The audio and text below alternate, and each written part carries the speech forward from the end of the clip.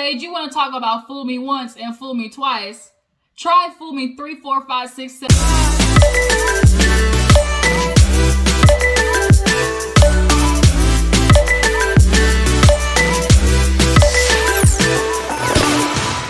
What's up, y'all? Welcome back to my channel. We are going to get right back into it and talk about Married at First Sight.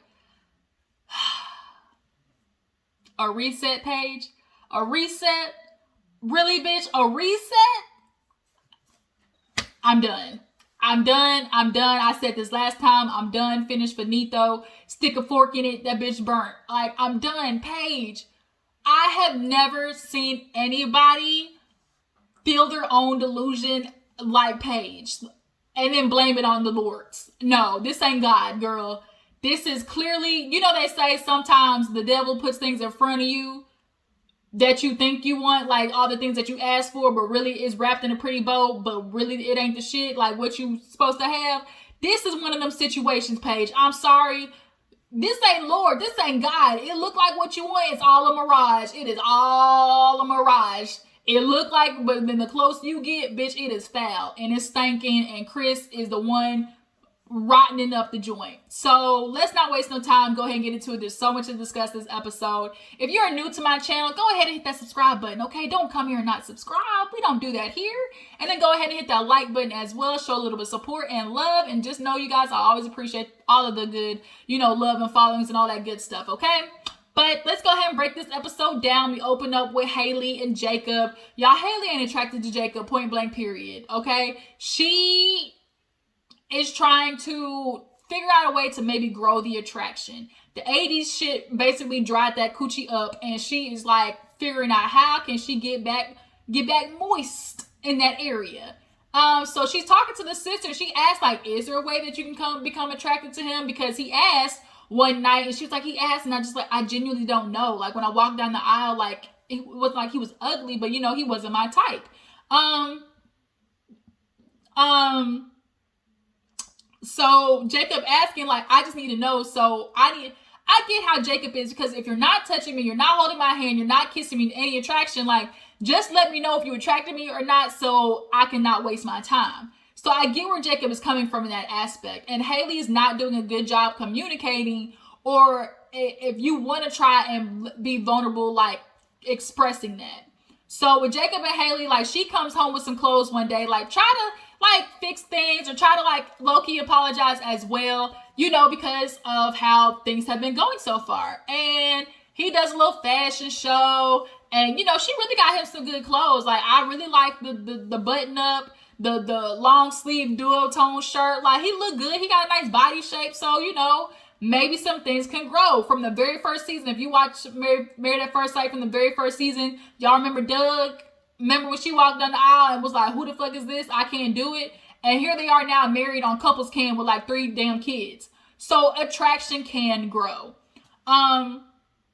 So she does the fashion show, and he's like, cool, you know. She's like, yeah, I just want to do that, you know, just try to, you know, just kind of do something for you. Have you ever had anybody buy clothes for you? He like, no. She's like, well, I mean, at least you had it first or whatever. He's like, yeah, okay, I don't know. And I think for him, it was like, okay, yeah, you bought me these clothes, but that still don't change the fact that you aren't attracted to me. I think that was what was going on in his head. Because I can understand that same thing. Like, if roles were reversed and say he bought these clothes for Haley and was like, you know, put these on, babe, like, maybe this is it. Like, we would really be honestly be looking at Jacob crazy for a man to be like, try to give some woman a clothes and be like, fashion, like, do a fashion show for me, even though I said you weren't attracted to me. Like, we would be like, what the fuck? So in this case, with him doing it, he's just confused, because it's like, still, bitch, are you attracted to me though? And she's like, you're not really giving me a chance. You know, I'm like, this is slow for me. I need you to understand, like, I have a hard time opening up. And part of that, I do understand, Haley, like, if you have a hard time opening up, like, somebody being combative with you is not going to make it easier. But also, don't jump on a damn Married at First Sight season when you know you are not a person who can easily be cracked open, be vulnerable. Like, don't do that if you're not willing to get out of your comfort zone. Because, bitch, this is an 8-week process. In 8 weeks, you still talking about, I'm not comfortable. Like, really? Like, what you come here for? So, for him, though, here's where he pissed me off. She goes out like and does a thing with Paige, and he immediately goes to, oh, I thought you weren't gonna come home. You're saying you're not attracted to me. Like, what am I waiting for? He's like, I waited up for you, and she's like, you did? He's like, yeah. And she's like, well, I told you I was going up to Paige, like, hang out with Paige. Like, why didn't you say anything? He's talking about he wanted to talk to her. He said he had planned on talking to her. She's like, well, I left to give you some time after that whole thing because I figured, you might want to be alone, think through things. And he was like, no, I planned on talking to after you. That's why I sent that text message, kind of jokingly saying this. And it's like, you can't send no jokey ass text message. If you wanted to talk to her, you should have said, hey, I want to talk to you. Can you come back down? But like Haley said, I'm not a freaking mind reader. I can't read your mind, Jacob. And he has a bad habit. Who hurt you, Jacob? That's the question. Who hurt you? Because that's what it's starting to feel like. Them girls, I'm sure it was like 2 or 3 that he said like really done him in, because come to find out he really wasn't the main dude. He was the side dude. So if you in love with somebody and come to find out they not in love with you back, I think that hurt that poor man's heart a lot of times. So with that, you can definitely tell he's been hurt, because immediately he's like, oh, you weren't going to come back. I thought you weren't going to come back, like obviously because of the Vegas thing. And she's like, well, you need to tell me if you want to talk. Like, I would have came back down. Well, what does it matter anyway? You probably wouldn't have wanted to talk. Like, you would have got an attitude and you wouldn't have really listened to me, and we just would have gotten into an argument. So it's like, the way you're mad about it, if in your head you had already spun this whole story that this was going to happen. And I'm with Haley. Why do you keep assuming this about me? He keeps assuming shit and making it valid in his own head. And that's not fair. That's not fair to Haley for you to just be putting shit on her. And you need some therapy, Jacob, because that's not cool. So they do like the little card session. And as far as the being in love card session, that was very awkward for them because neither of them are near that. And he's dealing with, his situations from the past of feeling like he thought he loved somebody and clearly they didn't love him back. That's his thing. And for Haley, we all know her dude ended up having a baby on her. So they both are just 2 wounded ass people. But here go Jacob trying to therapize her, talking about, because she was like, I was off and on. And, because the question was, do you want, is love for you, like objects or the person or something like that, or actions? And he was like, it's more the person, I feel like Jacob's love language clearly is affection and spending time together. That seems like his love language. Haley, she's talking about how, she was off and on with a guy for 5 years. And she's like, I was so young. I don't know if I was in love. And Jacob was talking about, if I'm a gambling man, I'd say you were. And, that's why you can't be vulnerable. And, like, you need to be vulnerable here. And Haley's looking like, what is this? Bruh, you really think you know me. And we are 2 complete strangers. So their thing is like, they're so focused on trying to just force the love aspect of it that you got to understand that y'all got to be friends first. Like, y'all have to enjoy each other, have fun with each other first. So they go out on a little date, and it actually was cute. She got snow crab, even though her ass, soft shell crab, even though her ass had a full-on allergic reaction last time in Australia. Bitch, it had you swole up. What the hell was you gonna do? You didn't have no EpiPen on site, I don't think. But they kind of had, like, it's moments like that make me feel like, Jake and Haley can make it. But then the other moments, I'd be like, burn it, throw it away. It's done. Stick a fork in it. Burn. Goodbye. So that's what happened with them. Let's move on to Virginia and Eric. Y'all, Virginia, I ain't gonna lie. I'm about this close to saying that bitch need AA. Like, for real. Because the way she walked to that damn golf course, I'm like, I'm here with my dad. I used to be here with my dad all the time. I wasn't golfing, obviously. I was just driving the cart and drinking every day. And you could tell Eric kind of had like a pause moment, like, what? Okay. And they start talking, and she starts expressing how, with him being gone, she was a little bit more surprised with how, hard it was going to be. But then it took her by surprise that he wasn't so actively texting her the way he, insists on being confronted or like, communicated with.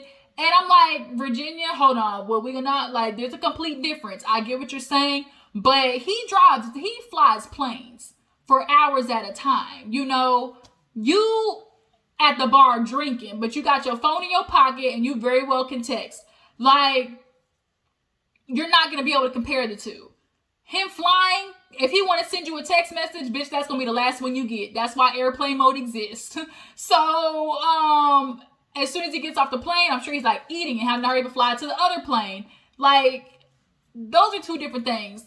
So, and you're not texting me out of the concept of like, oh, why should I text you when I go somewhere? Like, come on now. Sorry, Virginia. But, what happened? What was that? What was I on? Damn, I just had a brain fart. Like, completely just forgot what I was talking about. Virginia and Eric. Oh, at the golf course. So, they just got to work out their time schedule situation. So they do a little card exercise, and, they're talking about, how do you know you're in love? And he has parents that were together 40 years, and he had an ex-wife, so he feels like, he's the end-all be-all with marriage. And with Virginia being new, he's trying to explain to her, this isn't just like that thing. Like, what made you want to get married? And she said, I was constantly by myself, and obviously watching, I'm not a vulnerable person. The minute like things get tight, I run, so I'm scared they're gonna leave me. At least in this situation, if I know this other person wants to get married, that eliminates, that anxiety of them leaving. And so she grew up with divorced parents. So when you grow up with divorced parents, I grew up with divorced, I'm a divorced parents kid. It taints your outlook on marriage. And it also kind of gives you the do's and don'ts of what you want to bring in your marriage or not. But he had this moment. He's like, oh, it's not just that, it's marriage. Like, I don't know if you know what you signed up for. Which, I agree with you, Eric. I think Virginia knew she wanted to get married, but that's different from knowing what a marriage consists of to make it successful. Virginia's got to have a hard time with that. So they had this moment where like he cooked breakfast, and that was the moment where they were cooking breakfast and they did the little mimosas, and she was asking, what is your mimosa ratio? And he's like, well, 50-50. She's like, girl, she was like, boy, just a splash of OJ. And it's like, Virginia, like I said, every moment there is a chance for you to drink alcohol, you drinking it, and it just always seems like that's the first thing you look for in a situation. And I'd be interested to know more about her childhood, because, bitch, I'm worried about you. For real, for real. It's like every situation she has to let it be known, oh, I was drinking this much, or I drank that, or I drank that. And it's like, damn, Virginia, like, fuck, we get it. You like to drink, damn, okay. So, after their little card situation, Virginia ended up talking to, hold on. No, Virginia came home from work, and he had a little card for her, and he said, meet me at my condo. He set the condo up right and everything, cooked for her, food looked good, and she comes in a surprise, and they sit down, and, he's just happy and everything, and he asked her, like, oh, what are you thinking at this exact moment? And she's like, oh, it's good, but, I'm not gonna lie, the other day, when you were talking about marriage and love with the cards, the way you explained like your ex-wife, because he kept saying like after he dated his ex-wife, he tried to date girls, but there was never that same feeling as her. So to her, it's coming across off as, oh, I'm supposed to be compared to your ex-wife. Like, if nothing compares to that, then like, what am I being here? I don't want to be compared to some ex-woman. And I think it wasn't the person. He's not comparing you to the person. It's, I already know what that feeling is of, oh, I know I want to be with this person. So I'm chasing that feeling again, because if I know what it feels like to be in love with somebody, like, I'll know this again. And like Eric said, like, if I wasn't feeling that, I'm just not going to continue to date the girl. I'm not going to waste her time. But he explained it to her in a way that, she could understand. And he takes her in the living room. Boy, he did a good old, this right here's a penny dropper. Whoa, whoa. That's Trey Songz, if you don't know. Yeah, he set the mood right. That's Justin Timberlake. He set the mood right with the lights and the guitar, and he was just over there strumming the thing and playing. And it sounded nice, okay, nice, a little something. And she was like, oh, you did this with the lights and everything. I'm sure you do this with other girls. And I would ask the same thing. I'm sorry, that was kind of a smooth thing where it's like, we know you do this to every girl that you bring back to this bachelor pad. I'm sure that's probably a little shit, because every dude has a thing that they do like to every single girl, or like to get a girl. Because if it worked with this one, it's damn sure bound to work with another one. He was like, no, like, I haven't done this before. And she's like, why me? He finally said that he loved her. So she said it back, and they was in their lovey-dovey on the couch, okay? So moving on, we have not Virginia, but Brianna and Vincent. I call them Brinson. So she comes home, And he's trying to teach her Spanish. He has it written up on the board. And it's little moments like this that, you know, kind of make people want to be married where you know your spouse is listening. He bought her a little bicicleta, okay, a bicycle. It was cute too, and he pimped it out and everything. He was so excited. He said, I done pimped your ride, right? So that was good until Brianna tries to repay the favor and go salsa dancing, right? Oh, before the salsa dancing, let's just talk about the letter. The I love you card, right? So the I love you card, basically, they both explained their feeling of love. And as they're talking about it, they really realize, well, what I'm saying kind of pertains to what I'm doing now. So basically, am I in love? Because when they were explaining it, it sounded like it. So she tells Vincent, like, you know, I do love you. I mean, I'm growing in love with you, but I love you. And he was like, for real? And so she's like, yeah. He was like, I love you too. And it was like, oh, that's so sweet. And it's like, ugh, like, where my alcohol at? Like, ugh, watching people fall in love. Watching people fall in love. I'll just be single drinking, looking at the TV show. But nonetheless, they were cute for a while it lasted. Like I said, while it lasted, because when Brianna tried to do a favor and repay with the salsa dancing, she thought she was doing something.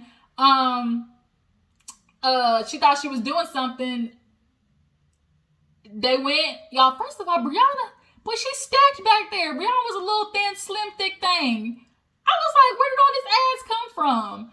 But they was dancing, and now, Vincent, I'm gonna need you to do me a favor. Throw them dad shoes away. Them dad shoes, I don't know what the fuck they were, what brand they were. Don't you ever put them hoes on again. And I need you to get out this medium clothes. This is about the third time I've seen you in some clothes that's a little slightly too tight, okay? So you not a medium, bro. You was a full medium. Medium is small medium. I need you to bump up to a full medium, bro, because that shirt was a little tight, okay? So he dancing and he's fucking up the steps. And as a Dominican, I'm sure he's feeling all some type of ways like, damn, I'm fucking up my heritage. And Brianna's trying not to let it get to her. She's like trying to, like, you know, motivate him and tell him, no, baby, it's okay. Like, keep going. And he's getting more mad and more mad. And this is when I realized, like, oh, he got a very fragile ego, a very fragile male ego. He don't even like to be embarrassed. Like, he was like, oh my God, I'm embarrassed and I'm sweating. It's like that feeling of embarrassment he cannot handle. And Brianna's like, we're both learning. Like, we're both like, of course you're gonna mess up. This is something new to you. So after, like, she sits down and was, oh my God, like, I thought this was like a little bit of fun, you know, trying to get you salsa dancing. And he mad because he's like, damn, of all the dances she chooses salsa, the one I don't know. I think for him it was, oh, you know, I'm a dancer. I probably done told her, oh, I can do all this good dancing. And he probably went to show her and, like, be the one to show her and show off. But he couldn't do it because, you know, the bachata, not salsa. Okay, well, now you know. And she's asking, are you okay? And he's not saying nothing at first. And then finally, he's like, no, I'm not okay. And it's like, damn, Vincent, you really do know how to kill a vibe, bruh. You are so sensitive. It's enough. It's okay that you got your footsteps wrong, that you got 2 left feet, because he kept fucking up with that left foot. It's okay that you got 2 left feet, Vincent. It's all right. You will live. From the preview I see next week, Dr. Viviana, like, kind of calls him out on how he's so immediately to, like, he allows the smallest thing to ruin his mood, and that concerns me. People who don't know how to just roll with the punches, and the minute something doesn't go like the idea of what happened in their head, they just fuck up a whole plan or a whole day. It's so annoying. So that's what happened with Brianna and Vincent. Who did I miss? I did Haley, Jacob, Virginia, Eric. Oh, Clara and Ryan. Let's get the Clara and Ryan, y'all. There's a struggle there, okay? So Clara and Ryan, what did they do first? Oh, they went to like a little pottery thing because she's big into arts and crafts. And he's doing the little mug and he's trying to get it perfect as can be. He's expressed that he always does perfection. Got to make everything is in order. And that's clearly his background. It is coming out twofold with this man. And for Clara, it's like, okay, like, enough is enough. Like, he is, like, constantly on point. Like it's just like a thing where it's like he's a robot. Like Robot Ryan. That's what I'm calling him from now on. Robot Ryan, okay? So Robot Ryan, he is trying to make this damn mug, you know, perfect as can be. And he says it like, I got to be the best. Like, I got to be perfect. I got to be number one. And it's like, damn, like, what did your parents have you doing as a kid? So they start talking about her schedule for work and stuff like that. And, You know, how are they going to figure it out with her being a flight attendant? Like, it's a little concerning, but they'll just have to work it out. So they do like the little love letter, you know, thing. And she obviously is a person who falls in love. She fell in love with every person that she's been with so far. But Ryan, on the other hand, he has not. He has been with a girl for 2 years and still didn't tell that girl that he loved her. That's a concern. Like, what is it that you are specifically waiting for? Because being in a relationship for 2 years with somebody, and who Ryan is, he definitely was doing the actions of what love consists of. But like Pastor Cal says, he's so stuck on the word. He said to himself, like, love is just like up here. Like, love is like up here at the top. Like, you don't just use it lightly. Like, it's like for real, it's serious. And it's like, okay, like, we get it. But in order to be in love, like, I don't know if he's looking for a moment. I don't know if he's looking for the ideal, like, movies situation to happen where, you know, like a movie in the movies where a woman does something, it's like, and that's the moment I knew I was in love. Like, I don't know. Like, I just don't know with Ryan. And him and his cockatoo haircut is like really confusing me. And it's messed up for Clara. So she's asking, like, what do you need? Like, what is it that, you know, would make you feel like you're in love? For her, it was, you know, just little things like, okay, if you hear, you know, one day that I had a hard day at work, like, what if I come home to like dinner made and flowers? Or if I told you like, oh, I like this thing, and then like you showed up with it, you know, it shows that you're listening and that like you do it because you want to, not because I'm making you. And for him, it's like, well, see, love, like I just got to get comfortable with somebody, and you know, it's just, love is like, you know, it's not just a saying, like, it's a feeling. And I know that if I'm comfortable with somebody, then, you know, I think that's what it is. Like, can you understand what I'm saying? And it's like, you know, like, he needs some therapy. Okay, y'all, he needs some therapy. So was there anything that happened with Claire and Ryan? Oh, the donuts, y'all. After that, the donuts. Shit, I would have fucked them donuts up. I'm such a huge donut person. Y'all don't understand. For me, this is how I test donut places, okay? 1, I get a glazed donut. 2, I get a blueberry cake donut. And 3, I get an apple fritter. Drop down in the comments, what's your favorite donut? But that's how I test whether a donut shop is good or not. The blueberry cake donut, y'all, that's my favorite. Oh, I love a good blueberry cake donut. Apple fritter is one of them specialty things. And it's very easy to fuck up an apple fritter, okay? It can be hella hard on the outside. And then, like, the apples be, like, whole chunks on the inside, depending on who does it right. It's evenly dispersed small pieces of apple. It's nonetheless apple fritter. And then glazed donut. Because everybody's glazed donut raises differently. But them 3 things, if they good, or at least 2 out of 3 hit, you might got something on your hands. Like I said, drop in the comments, what's your favorite donut? But as she's eating, you know, he's asking, like, oh, what's your motivation in life? And she's like, well, what do you mean? Like, to go to work? And he's like, well, yeah. And she's like, because, bitch, I got bills to pay. And that shit made me laugh because, like, that's the honest truth. I don't feel like there ain't no motivation besides, like, damn, I got to go to work today. I got to pay these funky-ass bills. So then he starts going into, like, oh, well, what motivates me is I just love this. Like, I want to do something I love for the rest of my life and then, you know, find what you love and get paid to do it. And he just sounded like a whole ass, like, hired speaker. Like, he's been to so many motivational speakings, I guarantee it. He was just kept coming off like, oh, and then like what motivates you is like to help other people. And like, I want to wake up every day and like, you know, love doing this. And, you know, if I'm stay motivated, then there's no reason that I shouldn't be able to achieve the things I want to achieve. And bitch, she is eating. And with that happening, you could just definitely see that Clara is about to check out on this fool.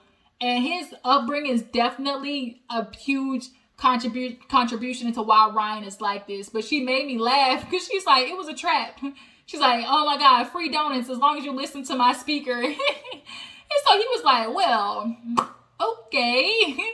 She was serious about them donuts. Like, bruh, you ain't talking about no fun stuff. You ain't talking about nothing. So moving on, let's go to Paige. So Paige, y'all, she saw Pastor Dwight. And Pastor Dwight pissed me the fuck off because Pastor Dwight, you not thinking about Paige.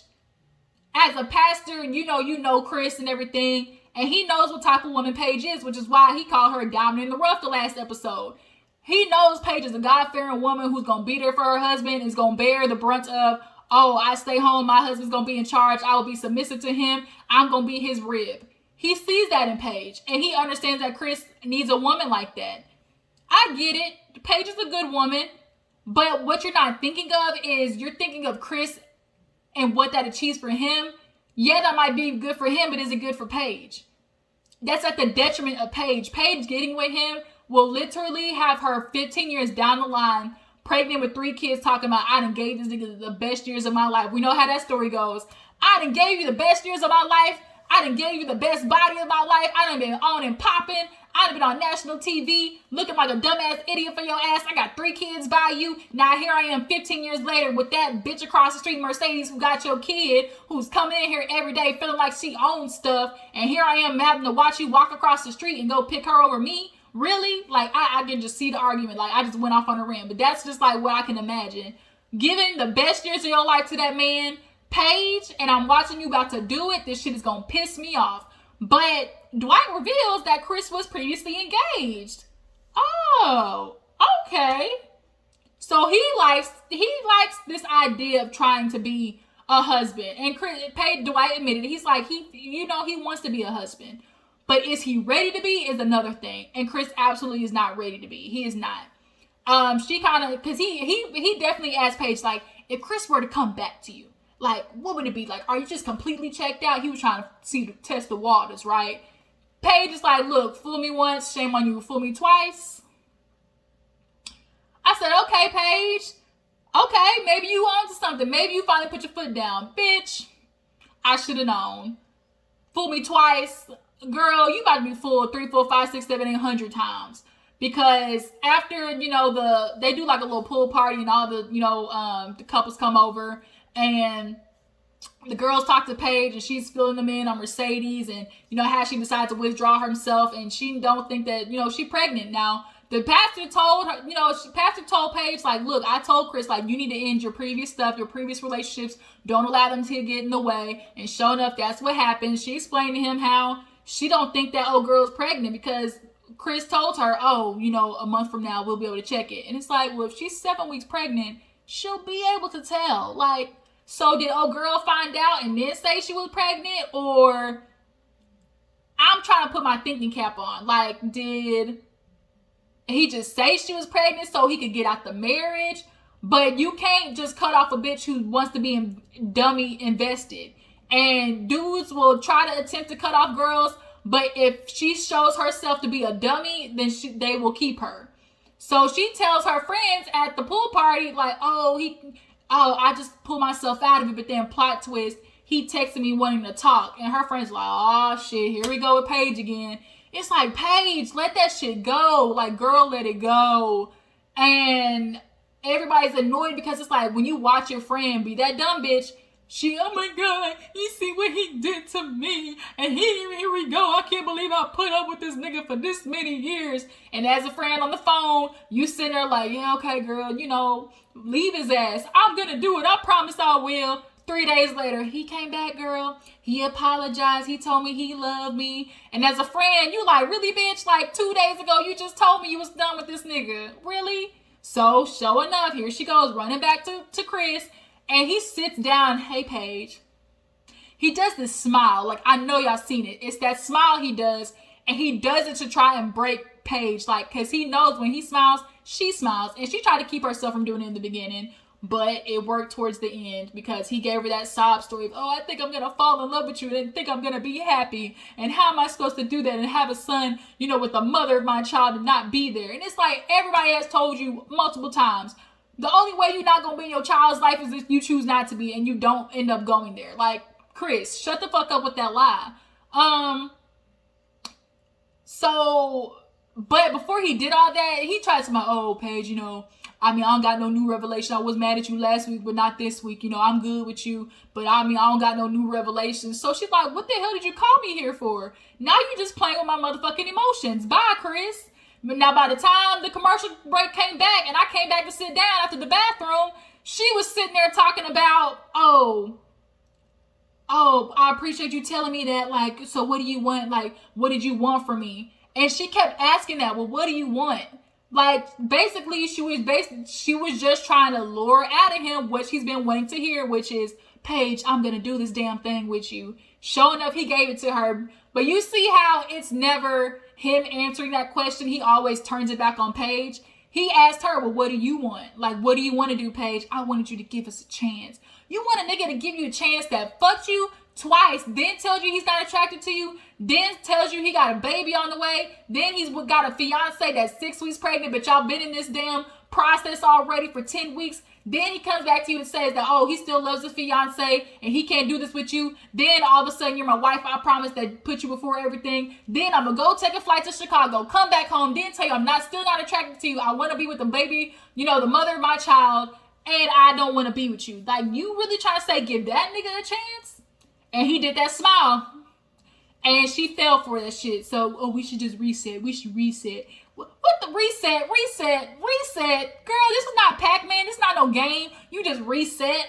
What's going to happen is that bitch going to get pregnant 2 weeks from now. Paige ass is going to get pregnant by this man. I feel it. I feel it in my bones, y'all. Even after this project is over, this process is over, this show is over, they're going to keep fucking around. That bitch going to get pregnant. And you know what's going to happen? He going to run from both. Like, it's classic nigga. It's classic niggaology, okay? Niggatry. Classic niggatry. Oh, I keep this girl on this side, I keep that girl on that side. When this one's mad at me, I go crash on this one's couch. When that one's mad at me, I go crash on that one's couch. He's going to be playing both these brides, period. But now that they reset, hit him with the, hi, I'm Paige. Fuck out of here, Paige. At this point, I don't feel sorry for you. You are insecure, and you keep trying to blame God, because when the girls asked Virginia at the pool party, she was like, okay, bullshit aside, everything, without the baby mama, like, if Chris were to come to you, like, who he is today, like, would you get back with him? I'm just gonna wake up and go wherever God takes me. This ain't God. This ain't the Lord's Paige. You know how they say sometimes if something comes to, even though something comes to you, be careful how it's presented. This is clearly the devil, okay? This is devil, Satan, all types of written on it. He's giving you a package that looks exactly like you want, but when you look a little closer with your good eye, oh no, this ain't what I asked for. You are getting shit covered in gold. That's one of my favorite songs. Shit covered in gold. That's what you were getting, Paige. Yeah, it looks like, oh, a man, a husband, and somebody who's going to take care of you. And, oh, he's professing his love because I'm scared to fall in love with you, Paige. Like, you going to be the one. And here you are blaming that shit on Jesus for your stupidity. If I was her family, if I was her mom, I would have dragged her ass out of this bitch. Her family watching this shit back. I feel sorry for y'all. I'm done. That's the review. Y'all tell me what you feel about the couples. Drop down in the comments and let me know. I will catch y'all later. Deuces.